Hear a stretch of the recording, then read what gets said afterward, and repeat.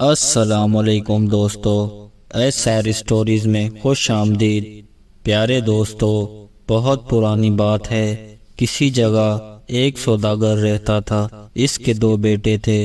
ایک شام کو سوداگر نے اپنے بیٹوں سے کہا، بچوں، رات کو تم جو بھی خواب دیکھو کل صبح مجھے سنا دینا، مگر جو بھی اپنا خواب چھپائے گا میں اسے سخت سزا دوں گا۔ دوسرے دن صبح بڑا بیٹا باپ کے پاس آیا اور اس نے اپنا خواب بیان کیا۔ میں نے خواب میں دیکھا کہ بہت ہی اونچائی پر آسمان میں اڑ رہا ہے، اور یہ بھی دیکھا کہ آپ کی ایک بھیڑ کھو گئی ہے۔ سوداگر نے چھوٹے بیٹے سے پوچھا کہ اس نے کیا دیکھا، تو چھوٹے بیٹے نے اپنا خواب سنانے سے صاف انکار کر دیا۔ باپ نے لاکھ چاہا لیکن وہ راضی نہ ہوا، بار بار یہی کہے جاتا تھا کہ نہیں بتاؤں گا، بالکل نہیں بتاؤں گا۔ سوداگر نے اپنے ملازموں کو آواز دی اور انہیں حکم دیا کہ اسے دور ویران جنگل میں لے جاؤ اور درخت کے تنے سے باندھ دو۔ ملازموں نے سوداگر کے حکم کے مطابق چھوٹے بیٹے کو ایک ویران جنگل میں لے جا کر ایک درخت کے تنے سے باندھ دیا۔ سورج کی تپش اور بھوک، پیاس اور پھر رسیوں کی تکلیف سے اس کا برا حال ہونے لگا۔ اتفاق سے اس ویران جگہ سے ایک نوجوان شہزادے کا گزر ہوا۔ شہزادے نے سوداگر کے بیٹے کو اس حال میں دیکھا تو اسے رحم آ گیا، رسیاں کاٹ کر اسے آزاد کیا، پانی پلایا اور اپنے ساتھ محل لے گیا۔ محل میں شہزادے نے اس سے پوچھا کہ ویران جنگل میں تمہیں کس نے باندھا؟ میرے والد مجھ سے خفا ہو گئے تھے، اس نے جواب دیا۔ تمہارا کیا قصور تھا؟ شہزادے نے پھر پوچھا۔ میں نے اپنا خواب سنانے سے انکار کر دیا تھا، بس وہ خفا ہو گئے۔ تمہارے والد عجیب آدمی ہیں، ذرا سی بات پر اتنی سخت سزا دی۔ آخر تمہیں خواب میں کیا دکھائی دیا تھا؟ شہزادے نے سوال کیا۔ یہ تو میں آپ کو نہیں بتاؤں گا، چھوٹے بیٹے نے جواب دیا۔ کیسے نہیں بتاؤ گے؟ میں تمہیں موت کے منہ سے چھڑا کر لایا ہوں اور تم میرے ساتھ اس طرح پیش آ رہے ہو۔ فوراً خواب بیان کرو ورنہ تمہارے ساتھ بہت برا ہوگا۔ شہزادے کو ایک دم غصہ آ گیا۔ اپنے والد کو نہیں بتایا تو آپ کو بھی نہیں بتاؤں گا۔ چھوٹا بیٹا اڑا رہا، چنانچہ شہزادے نے اسے کال کوٹھڑی میں بند کر دینے کا حکم دیا۔ 1 سال کا عرصہ گزر گیا۔ شہزادے نے شادی کرنے کا فیصلہ کیا اور دوسری ریاست کی شہزادی سے شادی کرنے کے لیے چل پڑا۔ شہزادے کی ایک چھوٹی بہن بھی تھی۔ ایک دن وہ گھومتے گھومتے کال کوٹھڑی کے پاس پہنچی۔ سوداگر کے چھوٹے بیٹے نے اسے کال کوٹھڑی کے ایک سوراخ سے دیکھ لیا اور چیخ چیخ کر کہا، شہزادی، مجھ پر رحم فرمائیے، مجھے آزاد کر دیجیے، ہو سکتا ہے میں آپ کے کام آؤں۔ مجھے پتا ہے کہ آپ کا بھائی ایک ایسی سلطنت کی شہزادی سے شادی کرنا چاہتا ہے جو بہت ہی ظالم اور چالاک ہے۔ میری مدد کے بغیر وہ یہ شادی نہیں کر سکتا، اس کی جان چلی جائے گی۔ اس سے پہلے بہت سے شادی کے امیدوار ظالم شہزادی کی بھیڑ چڑھ چکے ہیں۔ تم میرے بھائی کی مدد کرنے کی ذمہ داری قبول کرتے ہو؟ شہزادی نے پوچھا۔ میں ضرور مدد کرتا ہوں، لیکن عقاب کے پر بندھے ہوئے ہیں، یعنی میں گرفتار ہوں۔ شہزادی نے فوراً اس کو کال کوٹھڑی سے آزاد کرنے کا حکم دیا۔ سوداگر کا بیٹا آزاد ہوتے ہی شہر گیا اور اپنے نام کے اور اپنی شکل جیسے 12 لڑکے جمع کیے جو عمر اور قد میں بھی اس جتنے ہی تھے۔ لگتا تھا کہ وہ سب بھائی ہوں، یہاں تک کہ ان کی آواز، بال اور آنکھوں کے رنگ بھی ایک جیسے تھے۔ ان سب کے لیے ایک جیسا لباس سلوایا، ایک جیسے گھوڑے لیے اور یوں 13 سوار سفر پر روانہ ہو گئے۔ ایک دن چلتے رہے، دوسرے دن چلتے رہے، تیسرے دن چلتے رہے اور چوتھے دن وہ ایک سنسان اور گھنے جنگل میں داخل ہوئے تو ایک بہت ہی خوفناک چیخ سنائی دی، بھائیو رک جاؤ، میں ذرا دیکھ کر آؤں کہ یہ کس کی چیخ تھی۔ सौदागर का बेटा ये कहकर घोड़े से उतरा और आवाज की तरफ दौड़ लगा दी। दूर से उसने देखा कि 3 बूढ़े आपस में लड़ रहे हैं और एक दूसरे को बुरा भला कह रहे हैं। बुजुर्गों, अस्सलामुअलैकुम, क्या बात हो गई? आप लोग क्यों लड़ रहे हो? अरे नौजवान, हमारे वालिद ने वर्षे में 3 जादू की चीजें छोड़ी हैं। एक टोपी जिसके पहनने वाला दूसरों को दिखाई नहीं देता, दूसरा उड़ने वाला कालीन और तीसरा तेज चलने वाले जूते। हम 70 साल से आपस में लड़ रहे हैं कि कौन क्या चीज लेगा और आज तक फैसला नहीं कर पाए। उनमें से एक बूढ़े ने सौदागर के बेटे को तफसील से बताया। आप लोग अगर इजाजत दें तो मैं ये चीजें आप तीनों में तकसीम कर दूं। जरूर, हम पर ये मेहरबानी कर दो। तीनों एक साथ बोले। सौदागर के बेटे ने अपनी कमान संभाली, उसमें तीर लगाया और एक तरफ छोड़ दिया, फिर दूसरा तीर लगाया और दूसरी तरफ छोड़ दिया और तीसरा तीर तीसरी तरफ। उसके बाद एक बूढ़े को दाएं तरफ, दूसरे को बाएं तरफ और तीसरे को सामने जाने को कहा। जो भी पहले तीर लेकर आएगा उसे जादू की टोपी, दूसरे नंबर पर आने वाले को उड़ने वाला कालीन और तीसरे नंबर पर आने वाले को तेज चलने वाले जूते मिलेंगे। सौदागर के बेटे ने फैसला कर दिया। तीनों बूढ़े तीरों की तलाश में दौड़ने लगे। सौदागर के बेटे ने तमाम जादू की चीजें जमा की और अपने हमशक्लों के पास पहुंचा। उसने उनसे कहा, अपने अपने घोड़ों को आजाद कर दो और मेरे साथ उड़ने वाले कालीन पर बैठ जाओ। वो सब इस कालीन पर बैठ गए और उस शहजादी की सल्तनत की तरफ उड़ने लगे जिससे शहजादा शादी करना चाहता था। वो 13 हमशक्ल और शहजादा भी ये सब एक साथ शहर के दरवाजे पर पहुंचे। सौदागर के बेटे ने वहां शहजादे से कहा, हमें अपनी मुलाजमत में ले लो, हम तुम्हारे बहुत काम आएंगे और तुम्हारे हर हुक्म की तामील करेंगे। शहजादे ने सबको मुलाजिम रख लिया, किसी को खानसा बनाकर, किसी को अस्तबल की देखभाल पर, किसी को घर की सफाई पर, तो किसी को किसी और काम पर। दूसरे दिन सुबह शहजादा तैयार होकर अपनी शादी की बात करने शहजादी के महल पर पहुंचा। शहजादी बहुत ही गर्मजोशी से इससे मिली, उसकी बड़ी खातिर मदारात की और पूछा कि किस मकसद से आए हो। शहजादे ने जवाब दिया कि तुमसे शादी करना चाहता हूँ। शहजादी ने कहा, वैसे तो मैं तैयार हूँ, लेकिन तुम्हें मेरे 3 मसले हल करने होंगे और अगर एक भी मसला हल ना कर पाए तो तुम्हारा सर तन से जुदा करवा दूंगी। तुम तीनों मसले बताओ। शहजादे ने बेपरवाही से कहा, मेरे पास कल कुछ होगा, क्या होगा ये नहीं बताऊंगी। जो कुछ भी मेरे पास कल होगा तुम इसका जोड़ लेकर आओगे। ये पहला मसला था। शहजादा मायूस और परेशान वापस आया। सौदागर के बेटे ने पूछा, क्यों परेशान हो शहजादे? शहजादे ने सब कुछ बयान कर दिया। सौदागर के बेटे ने कहा, आप परेशान ना हो, सब कुछ ठीक हो जाएगा। सुबह के इरादे शाम के इरादों से बेहतर होते हैं, अभी तो और बड़ी मुसीबतें आएंगी। शहजादा आराम करने के लिए चला गया। सौदागर के बेटे ने जादू की टोपी सर पर रखी, तेज चलने वाले जूते पहने और शहजादी की ख्वाबगाह में दाखिल हो गया। अब वो सबको देख सकता था मगर उसे कोई नहीं देख सकता था। उस वक्त शहजादी अपने सबसे वफादार मुलाजमा से कह रही थी, ये लो कीमती चमड़ा, मेरे मोची के पास जाओ और कहो कि मेरे लिए एक बहुत ही खूबसूरत जूतों का जोड़ा बनाए। मुलाजमा उसी वक्त दौड़कर शहजादी के मोची के पास गई और चमड़ा देकर शहजादी का हुक्म सुना दिया। मोची सब काम छोड़कर फौरन जूते बनाने लगा। उसने जूते बनाकर खिड़की पर रखे। सौदागर के बेटे ने जूतों की जोड़ी उठाई और अपनी जेब में रख ली।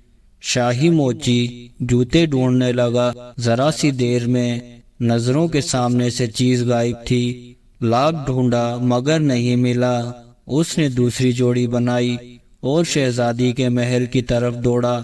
شہزادی کو موچی پر بہت ہی غصہ آ رہا تھا کہ اس نے اتنی دیر لگا دی۔ موچی کو دیکھ کر اسے اطمینان ہوا۔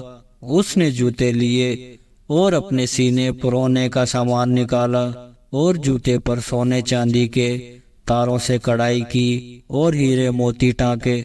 سوداگر کے بیٹے نے بھی دوسرا جوتا نکالا اور جیسا جیسا شہزادی کرتی تھی بالکل ویسا ہی اس نے کیا۔ جوتوں کا جوڑا تیار ہو گیا۔ کام ختم کر کے شہزادی مسکرائی اور بولی، دیکھوں گی کہ شہزادہ کل کیا کارنامہ دکھاتا ہے۔ سوداگر کا بیٹا واپس گھر لوٹا، اپنے ٹوپی اور جوتے چھپائے اور سو گیا۔ دوسرے دن اس نے شہزادے کو جگایا، اسے جوتا دیا اور کہا، یہ ہے جواب شہزادی کے سوال کا۔ شہزادہ نہا دھو کر اچھے کپڑے پہن کر شہزادی کے پاس پہنچا۔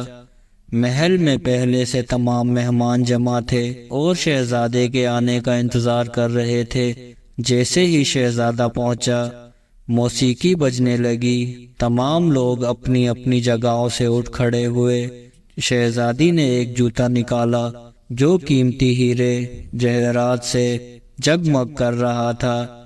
اس نے جوتا پاؤں میں پہنا اور مسکرا کر شہزادے سے بولی، کیا خیال ہے آپ کا؟ بہت ہی خوبصورت جوتا ہے، لیکن جوڑی نہیں ہے، صرف ایک ہی ہے۔ شہزادے نے کہا، بالکل ٹھیک فرماتی ہیں، بہت ہی اچھا جوتا ہے، لیکن جوڑی نہ ہونے کی وجہ سے بیکار ہے۔ لگتا ہے کہ مجھے آپ کو یہ جوڑا تحفے میں دینا پڑے گا۔ یہ کہہ کر ویسا ہی دوسرا جوتا نکالا اور شہزادی کو پیش کیا۔ تمام مہمانوں نے گرم جوشی سے تالیاں بجائی اور کہا، بہت خوب، شہزادہ اس قابل ہے کہ شہزادی کے ساتھ شادی کر سکے۔ ابھی زیادہ خوش نہ ہو، شہزادہ میرے ایک اور مسئلے کا حل تلاش کرے، تب دیکھا جائے گا۔ شہزادی نے کہا۔ شہزادہ پہلے سے زیادہ پریشان اور رنجیدہ گھر لوٹا۔ سوداگر کے بیٹے نے مسئلہ پوچھا اور شہزادے سے کہا، آرام سے سو جاؤ، صبح کے ارادے شام کے ارادوں سے بہتر ہوتے ہیں۔ شہزادہ آرام کرنے چلا گیا۔ سوداگر کے بیٹے نے جادو کی ٹوپی اوڑھی، جادو کے جوتے پہنے اور شہزادی کی خوابگاہ میں پہنچ گیا۔ شہزادی نے اپنی وفادار ملازمہ کو بلایا اور کہا کہ شاہی مرغی خانے میں جا کر ایک مادہ بطخ لے آؤ۔ سوداگر کا بیٹا بھی ملازمہ کے پیچھے پیچھے مرغی خانے میں گیا۔ ملازمہ نے ایک مادہ بطخ پکڑا اور چل پڑی۔ سوداگر کے بیٹے نے ویسا ہی ایک نر لیا اور وہ بھی اس کے ساتھ واپس ہوا۔ ملازمہ نے بطخ شہزادی کو دی۔ شہزادی نے بطخ کے جسم سے سارے پر کھینچ کر الگ کیے اور ان کی جگہ اس کے جسم پر ہیرے جواہرات جڑ دیے۔ سوداگر کے بیٹے نے بھی ایسا ہی کیا۔ دوسرے دن شہزادی نے تمام مہمانوں کے سامنے اپنی بطخ چھوڑ دی اور شہزادے سے پوچھا، کیا تم نے میری پہیلی بوجھ لی؟ شہزادے نے کہا، بالکل بوجھ لی، اور فوراً ویسا ہی نر بطخ چھوڑا اور کہا کہ اس کا جوڑ یہ ہے۔ تمام مہمان خوشی اور حیرت سے چیخ پڑے، ابھی خوشی کا موقع دور ہے، ابھی شہزادہ میری تیسری پہیلی بوجھے گا۔ شام کو شہزادہ پہلے سے بھی زیادہ غم زدہ پریشان گھر لوٹا۔ سوداگر کے بیٹے نے کہا کہ شہزادے پریشان نہ ہو، جاؤ آرام کرو، صبح کے فیصلے شام کے فیصلوں سے بہتر ہوتے ہیں۔ شہزادہ آرام کرنے چلا گیا۔ سوداگر کے بیٹے نے جادو کی ٹوپی اور جوتے پہنے اور فوراً شہزادی کی خوابگاہ میں پہنچ گیا۔ شہزادی نیلے سمندر پر جانے کی تیاری کر رہی تھی، ساتھ ہی ساتھ سوداگر کا بیٹا بھی تھا۔ وہ بگی میں بیٹھی گھوڑوں کو سرپٹ دوڑانے لگی۔ سوداگر کا بیٹا تیز چلنے والے جوتوں کی مدد سے اس کے ساتھ تھا۔ شہزادی نے نیلے سمندر کے ساحل پر پہنچ کر سمندر دادا کو چیخ چیخ کر پکارا۔ سمندر میں بھونچال سا آ گیا اور تیز لہروں پر بوڑھا سمندر دادا ابھرا۔ اس کی داڑھی سنہری، سر کے بال روپیلے تھے۔ وہ پانی میں سے نکل کر ساحل پر آیا۔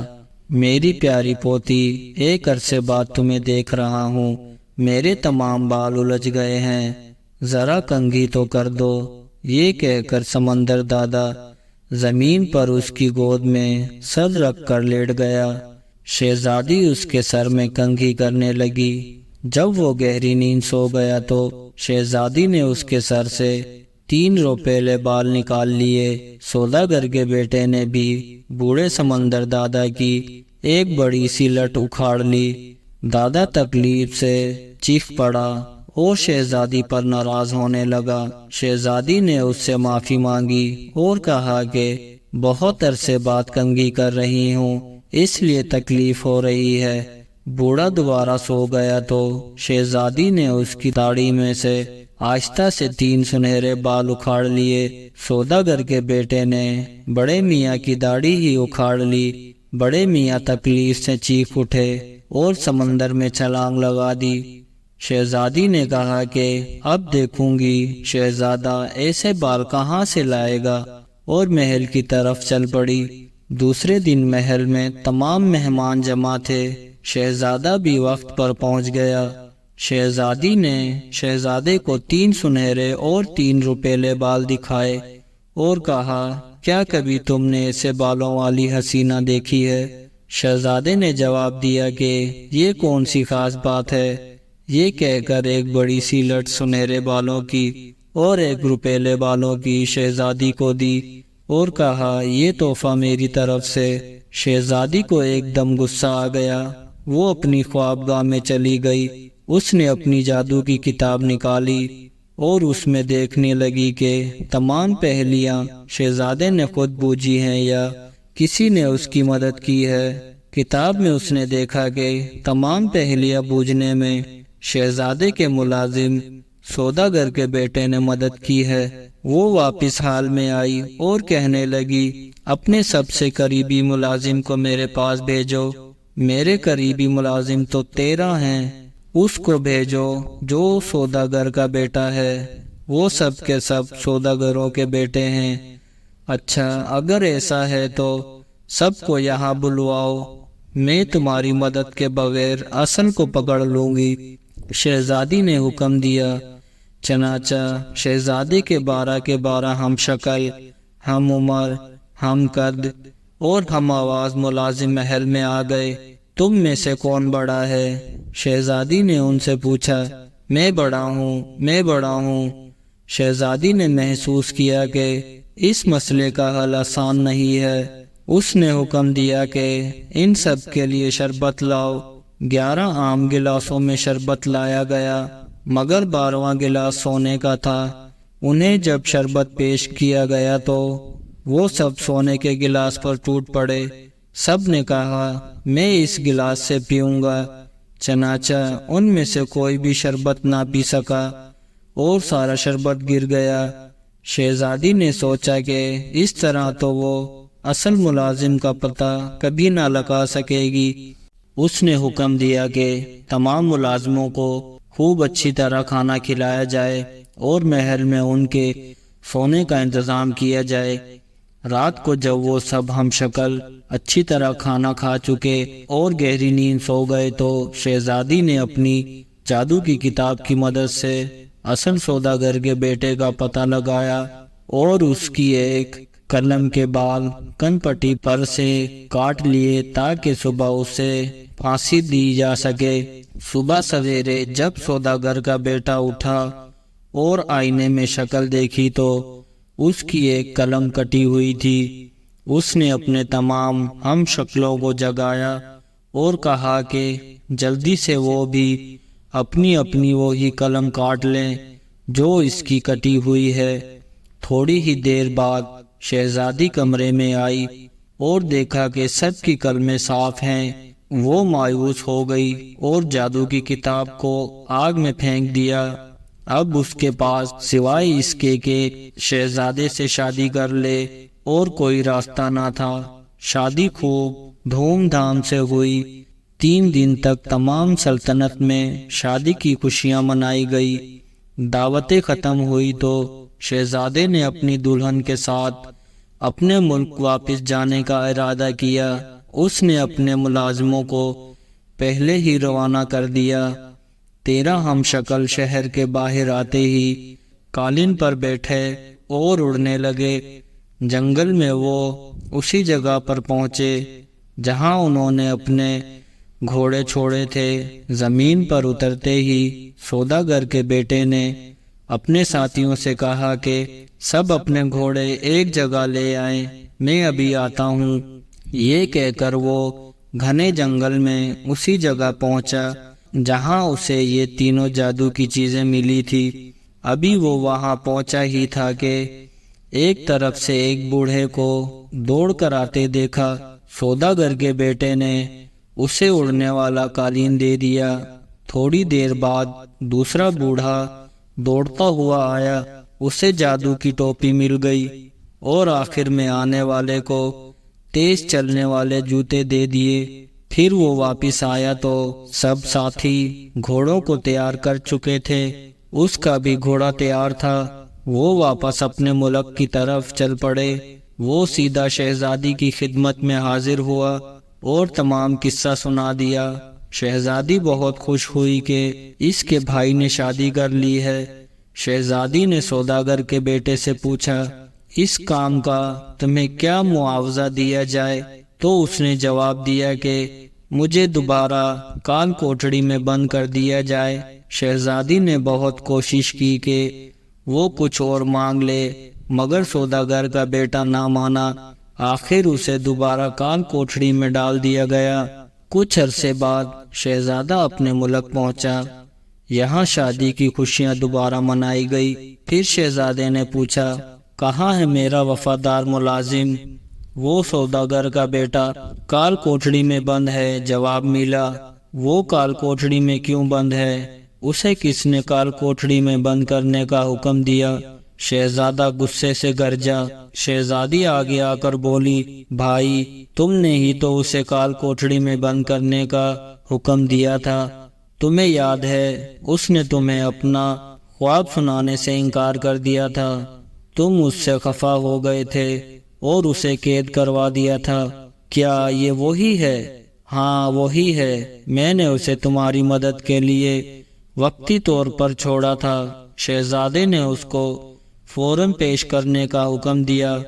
جیسے ہی سوداگر کا بیٹا سامنے آیا، شہزادہ اس سے لپٹ گیا اور اپنی غلطی کی معافی مانگنے لگا۔